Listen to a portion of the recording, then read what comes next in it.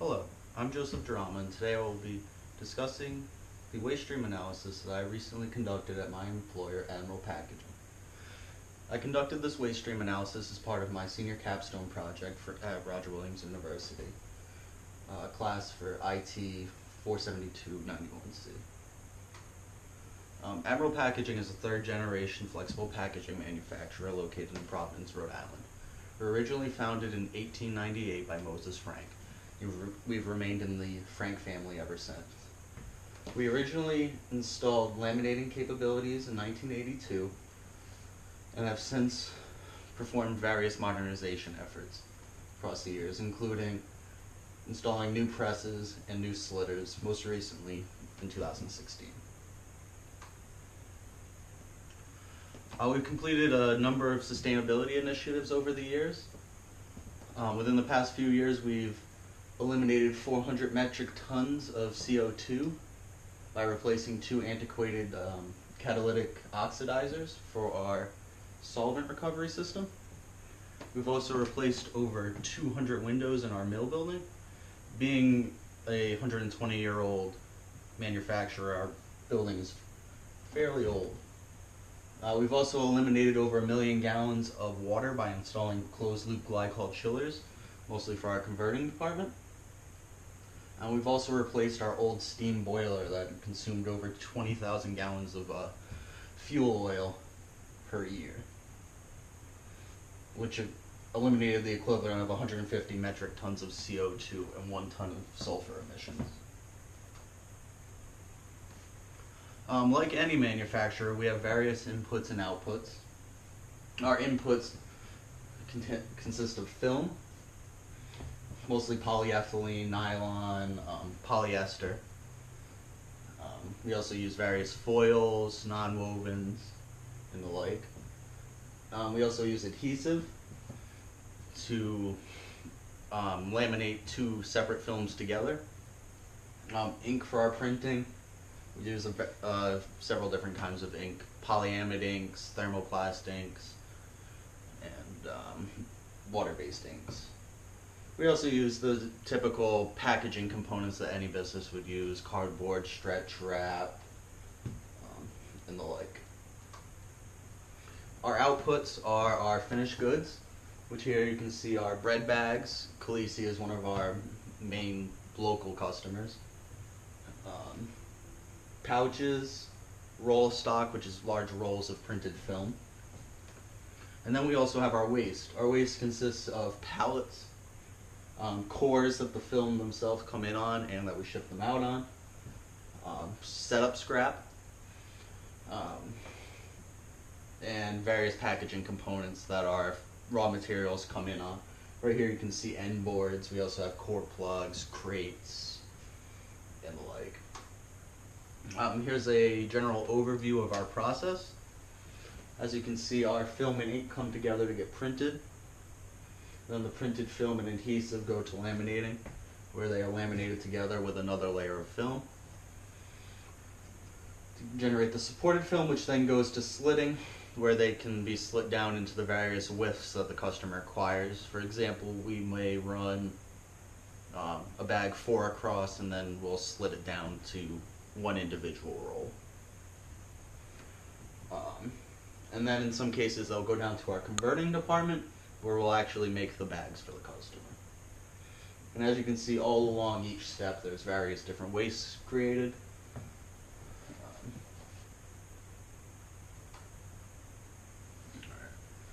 And so what I've done is I took our invoices from the previous year, which had all of the weights from the landfill for all of our waste that was disposed. And then I've conducted several audits of each department, accumulating all of the waste for a day, weighing that waste, and generating a percentage of the total throughout the plant to calculate how much waste each department generates per year. As you can see, the waste in the office is primarily paper, cardboard, and just various miscellaneous items, pens, tape, paper clips, that kind of stuff. In our current waste disposal system, we are not recycling anything, typically, except for our cardboard cores and our films. So we're not generating anything from our paper or cardboard. Plate making. The plate making department is where we create the plates for the printing presses.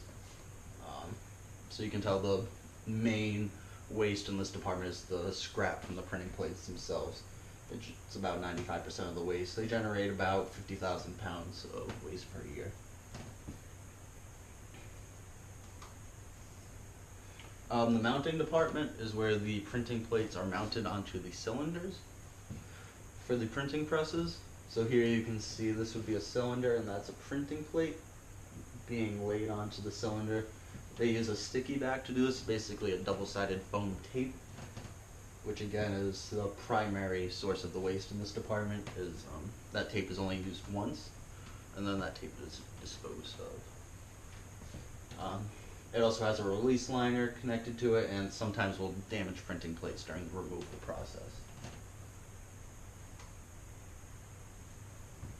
The press, here you can see our newest press that was just installed. The press generated 150,000 pounds of waste last year. As you can imagine, most of the waste from the press comes from laminated and non-laminated film scrap. We also generated quite a bit of stretch wrap, cardboard, scrap cords, end boards, and the like. Here you can see the various percentages of each component.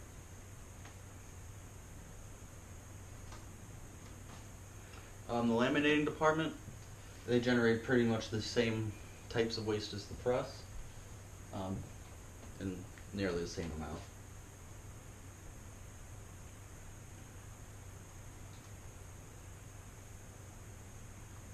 Here you can see the slitting compartment. You can see this would be a product that's running 6 across, and we're slitting it down into individual lanes. They generated nearly 500,000 pounds of waste last year. Mainly it's from scrap. They'll accumulate the setup scrap throughout the plant. So they'll get bad print and they'll have to call that out. So they generate the most waste by far throughout our manufacturing area. They also generate quite an amount of cores. And then here's our converting department. Here's our converting, or a example of one of our converting machines making bread bags.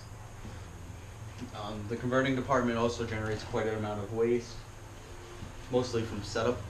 When they're setting up the machine in between different items, they have to dial in all of the settings, and they'll generate quite an amount of waste while doing so. They also generate some zipper spools, large plastic spools of zipper. Are different than any of the other departments would have accumulated. Here you can see our warehouse. Our warehouse generated nearly 300,000 pounds of scrap or of waste last year.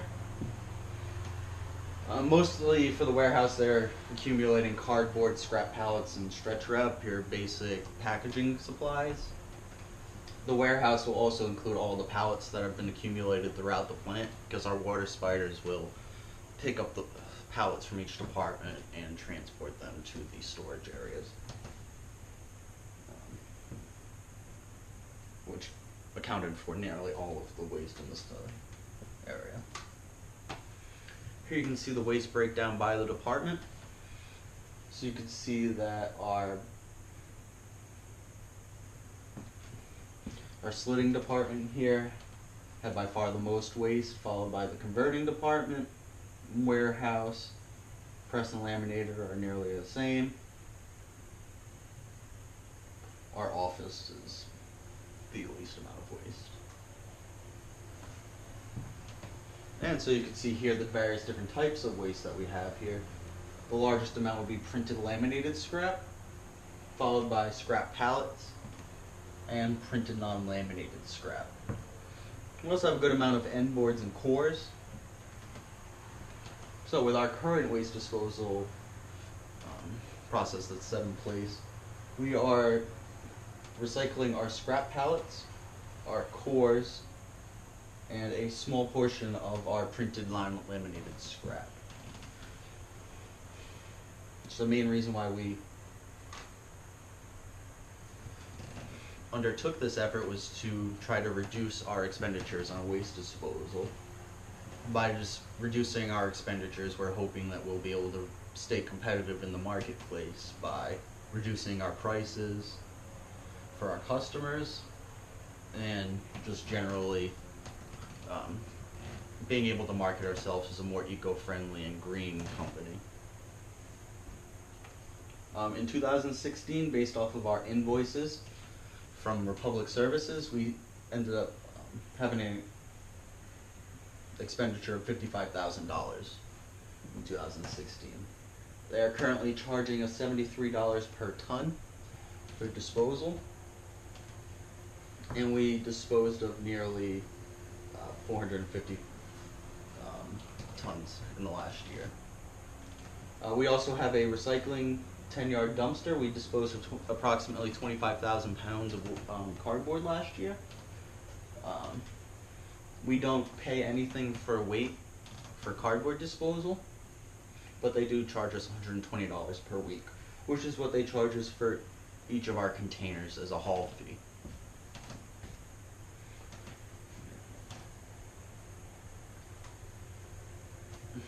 And here you can see exactly our breakdown of recycled materials from the last year. We recycled 18 bales of unsupported polyethylene film, that would be your bread bags and the like.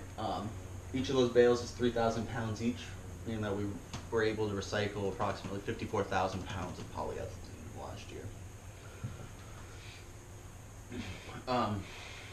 Also recycled 175 gaylords of cores, which you can see right here. These are the cardboard cores, not dissimilar to your cores in the paper towel roll, except much larger for our large rolls of film. We recycle approximately 96,000 pounds of cores. For the cores, we don't generate any income off of them. We are basically just giving them away for free right now to get them off of our hands, and so we're not paying for disposal. The downside of that is that we do have to pay for freight and transport fees for the cores to get them up to Mansfield, Mass. We also recycled 25,000 yards, or 25,000 pounds of cardboard, which I discussed on the previous slide, from our cardboard dumpster. We had 8,700 scrap pallets. Each pallet weighs approximately 35 pounds, so we could say that we recycled 300,000 pounds of wood last year, bringing our total to nearly 500,000 pounds of recycling. This may seem like quite a large number, but given the overall total of our waste of 1.5 million pounds,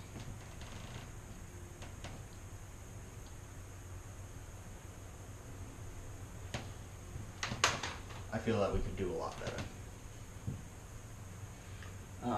But by recycling, we were able to save $17,500 just on the weight that it would have cost us had we disposed of these in our dumpster. We also made $16,000 from the scrap value of our polyethylene, bringing up our total to $33,000 that recycling was able to save us in 2016. Not too shabby.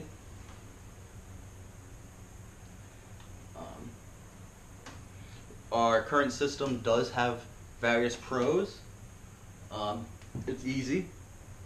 Our material is currently only handled once. It is picked up from whichever department that it is accumulated in and dumped immediately into the dumpster. We're not sorting it, there's no storage, and we're not really shipping it anywhere.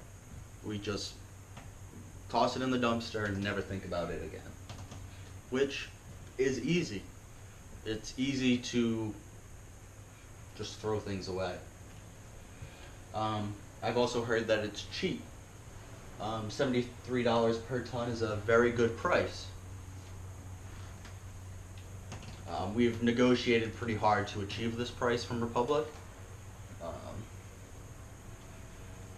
so other pros is that we're not paying to dispose of our cardboard. Our cardboard is currently free, or not. We're not paying to dispose of it. We're not just paying to dispose of our pallets. We're also getting rid of those. And there's no additional resources being expended. We are not taking up any bays in the warehouse, holding on to pallets or end boards or any other type of scrap while we're waiting to send it out. We're not inventorying any of that type of thing. No additional resources. Other pros is what we've done forever. We've been with the current company, Waste Republic Services, since before they were Republic Services. It's been 30 years now. There have also been multiple attempts to try to clear up our waste disposal system, which have not gone very far in previous years. Also, the current system works. As of right now, our waste is gone. The waste that we generate gets taken care of, and we don't have to think about it again. It is removed from our building, and that's the most important thing for us, is that it enables us to keep working and keep manufacturing. Otherwise, we'd soon be buried under our own waste. But the current system also has several drawbacks. It's hard. Our compactor is not very user-friendly right now. The physical loading, bending down and loading the material into the compactor is hard. Republic Services does not have very good customer support. During this whole project that I completed, I reached out to them several times trying to get their input for ways that we could reduce our waste. Various recyclers that they might know or anything like that. They were not cooperative. Another drawback is that we have to manually schedule our deliveries. Meaning that every time that the dumpster gets full, we manually have to call them and talk to a woman or a man on the phone, schedule the pickup, and then wait until the next morning when they come to pick up the dumpster. All that time we are accumulating waste in the aisles of the warehouse while waiting to be able to throw them in the dumpster once it's empty again. It's expensive. Our current system is expensive.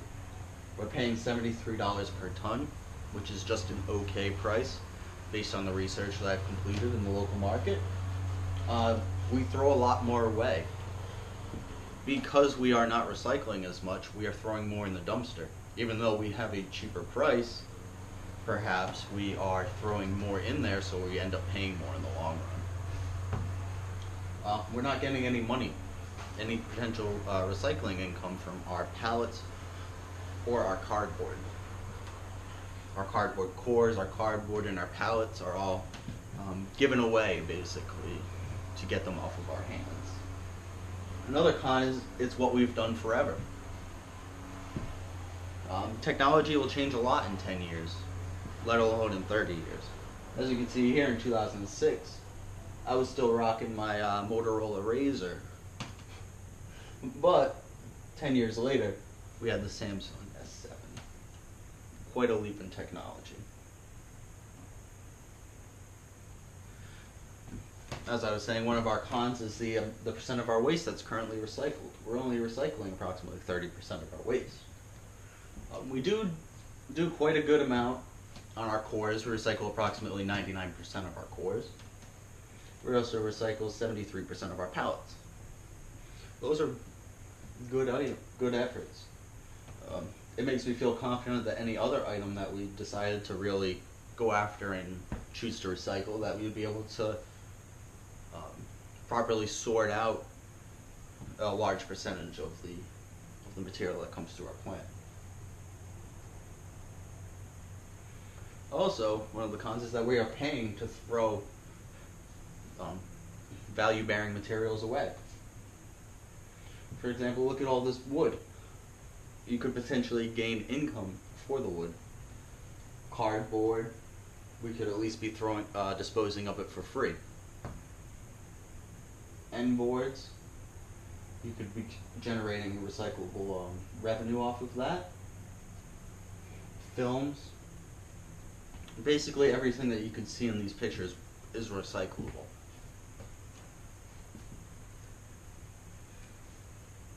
With that in mind, we've implemented several improvements to our waste disposal system in an effort to reduce our costs and remain competitive. We're currently working on reducing our specification sheet for orders, our work instructions, from 3 to 5 sheets, single printed, to 1 to 2 sheets, printed double-sided. It seems like a obvious improvement, but it's something that we've been doing for probably close to 20 years without having made that switch. We've implemented waste sorting in the lunchrooms so that we can capture our recyclable bottles, aluminum cans, paper, and we've begun collecting and recycling our copy paper. It's this typical things that you would do in your own home if you were trying to increase your recycling. For the press and the laminator, I found a new partner badger plug that has enabled us to recycle approximately 200,000 pounds of waste that we wouldn't have been able to recycle before. These include end boards, core plugs, and metal channel clips. Our end boards are particle board or MDF shields, basically, that go on the end of the rolls. Just straight wood. We have been throwing out nearly 160,000 pounds of this every year. We've also improved our waste collection and sorting procedures to properly collect and sort out the stretch wrap, cardboard, and our recyclable films like our polyethylene films. We're able to get 40 cents per pound for polyethylene. So it makes good financial sense to recycle. For the slitting department, probably our largest offender in terms of waste disposal, we've installed a trim compactor where before they would have loose big jumbles of slit film, but now our compactor allows it to come out in a compressed brick. These bricks are 80% smaller than the loose film would be. The film operates, or the machine operates continuously, so that there's no need to stop production in order to switch out the totes. And compacted bricks are easier to transport and handle. They're preferred to recyclers because they're easier to facilitate. And again, we've increased our waste sorting and collection procedures. As discussed earlier, our new partner Badger plug has enabled us to recycle approximately 180,000 pounds of waste, primarily from our end boards, which you can see here. This would be an end board. It's a shield on the end of the roll, which prevents the ends from being damaged during transport. Core plugs, large plastic plugs made out of polyethylene. We were able to get 10 cents each for these. 70 cents for end boards, and we can get up to $5 for some pallets that we're currently just disposing of because they're an odd size, and we can only generate income from our 48 by 48 and our 40 by 48 pallets. This recycling could generate a potential revenue of $18,000 over the next year.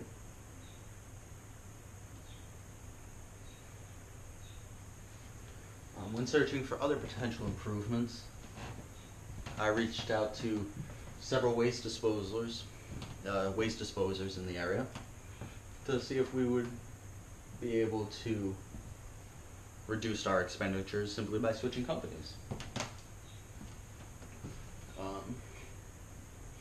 We were able to reduce it slightly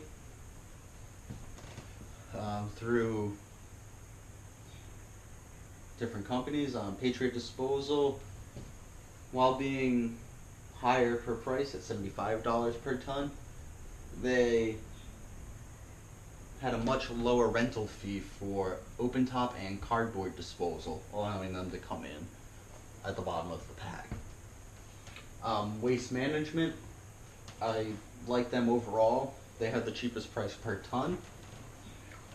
They're very competitive with Patriot Disposal, and they were a good partner for us. They came down and walked through the process with me, looking for potential items that could be recycled. They also are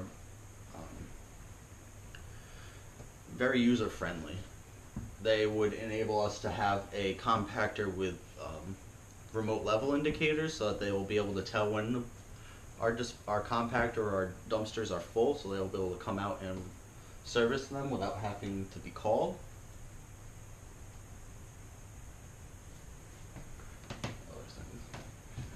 Here you can see that they're $68 per ton, meaning for our compactor, our expected expenditure would be $28,000 per year.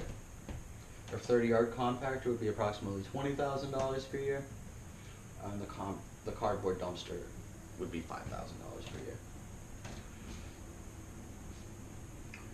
year. With these prices, we'd be able to save approximately $1,500 if our current waste levels stayed the same.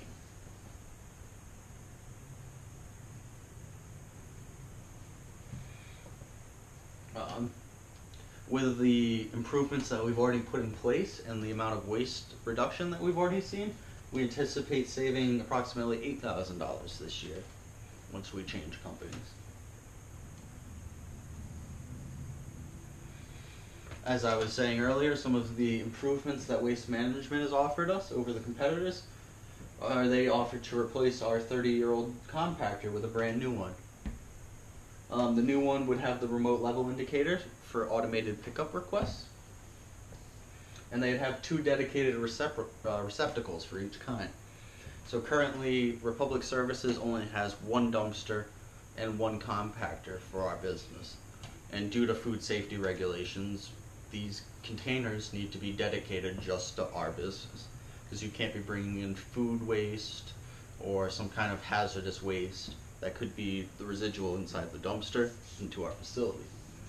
They've offered to have 2 dedicated dumpsters. That way they'll be able to pick up and drop a container in the same trip. Therefore, we won't have as much waste accumulating while waiting for the dumpster to return.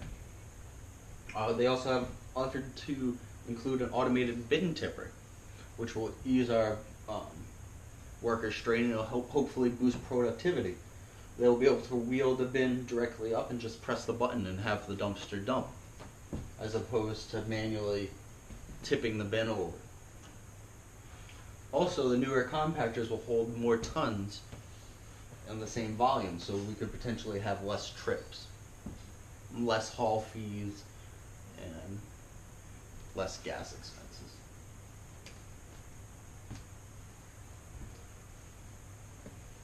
As you can see in our summary, in 2016, our actual expenditure was $39,000 after you subtract our recycling revenue and our disposal and rental fee. In 2017, we expect that our total expenditure will be almost $12,000, a reduction of $27,000. We have achieved this by increasing our recycling, mostly due to Badger Plug's new partnership with us, where we'll be generating approximately $1 per end board and the core plugs and metal channel clips. Not to mention, we're also not paying for our disposal fees on that, which is approximately 4 cents per pound. We've also been able to increase our amount of waste recycled 38%.